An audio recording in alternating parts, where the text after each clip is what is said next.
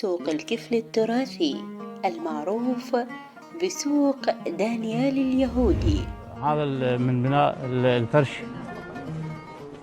طريقة الأقواس يعني ما مستخدم فيها الحديد، فطريقة قديمة كانت تستخدم الأقواس العباسية، نفس الأقواس العباسية مستخدمة في البناء.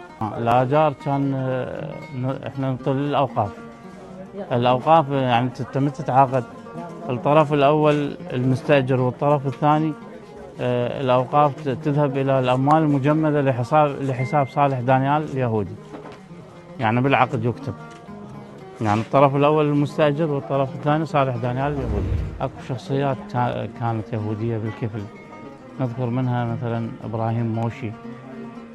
هذا مثلا الرجال يعني كان إنسان معتدل وشخصية مرموقة، وكان متعايش سلميا مع أهل الكفل، وإله مواقف حلوة، وكانت الناس تخلي أمانات يمه، اللي عنده أمانة لأن هو كان عنده قاصر فالأمانات يخلوها يمه، والناس اللي يريد فلوس يعطي رهن، مثلا يرهن فلوس ذهب كذا، يرهن لهم ويعطيهم فلوس.